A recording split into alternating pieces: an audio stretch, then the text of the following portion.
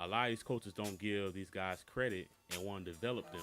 And I think that's one of the biggest problems of what we're seeing now of the Right. black quarterback, and that people take advantage of right now are not really take advantage of, but they really don't see what's going on with these quarterbacks that are not fully being fully developed. Because you, like I said, this year we had only one quarterback drafted in the first round, just one. Right. But going back to what you're saying about RG3, um, he was given free reign, like you said, and that goes to your point of the coaches just allowing them to do whatever they want to do because they see the athletic ability compared to sitting them down with the playbook. But going back to McNabb and Mike Vick and so on, you know, being that they were good passers, right, or they were good pocket quarterbacks, do you think that same rule still applies for them? That they were given the play, that they were not given the playbook?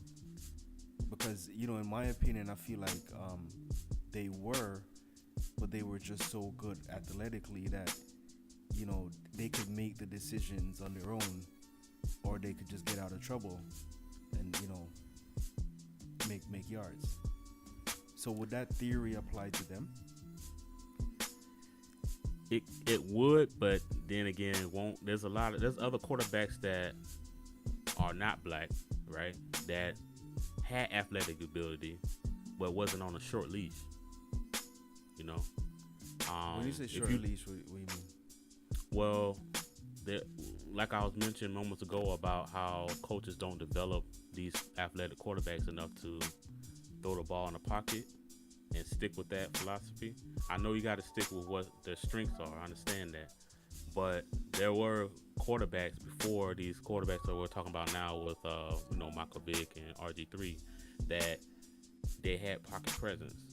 And there's other non-black quarterbacks, right, that had athletic ability, but they had more free reign and not such a short leash on what they did on the field. So if their coach said, "Hey, as long as you follow what our game plan was throughout the week, you're good."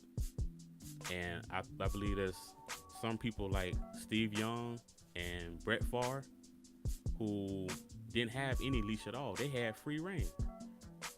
They could do whatever they want. Those were running quarterbacks. Brett Favre and Steve Young. Those were people look at the game tapes and look at those highlights of those quarterbacks. Those guys were running quarterbacks, but they had strong pocket presence. And if you look at some of the coaches' relationship with those players, those two players, you will see that the coaches were not really on them like you see these black quarterbacks were being,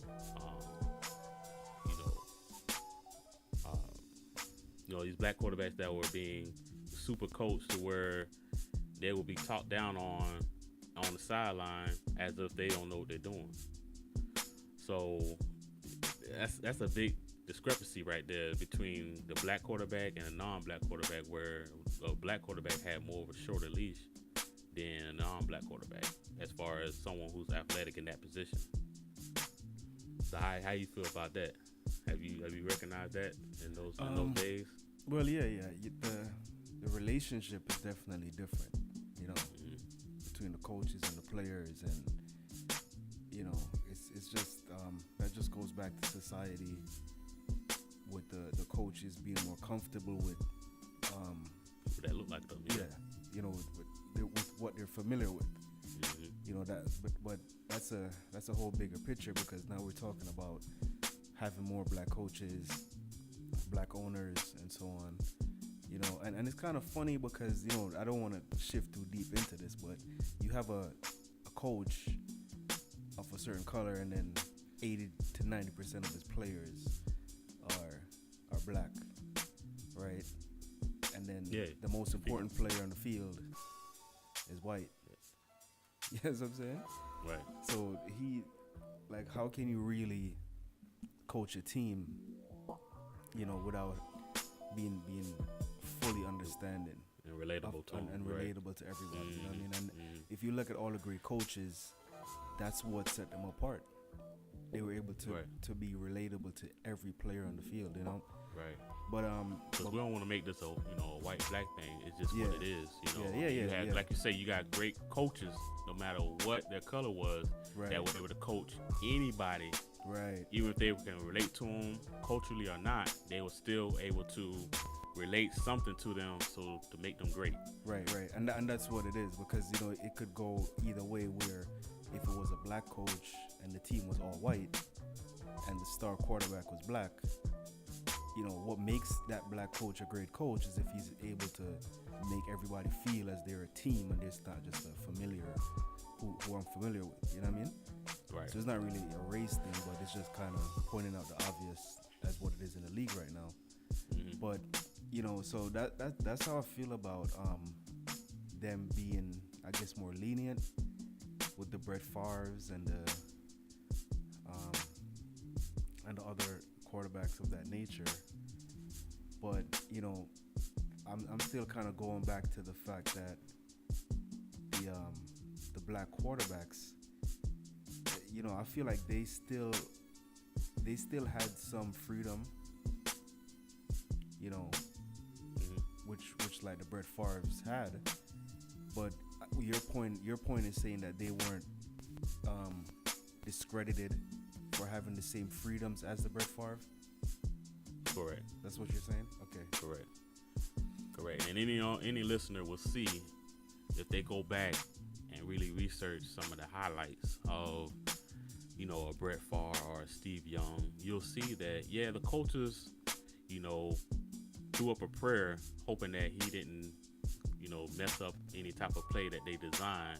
Not saying that the coach never got on those type of quarterbacks, but they wasn't ever benched, or they wasn't ever any type of controversy at a press conference where you see something going on controversial on the sideline that all the viewers can see. It wasn't nothing like that going on, but you can see time and time again there were black quarterbacks who had a lot of controversial issues going on the sideline, and it was based off their play.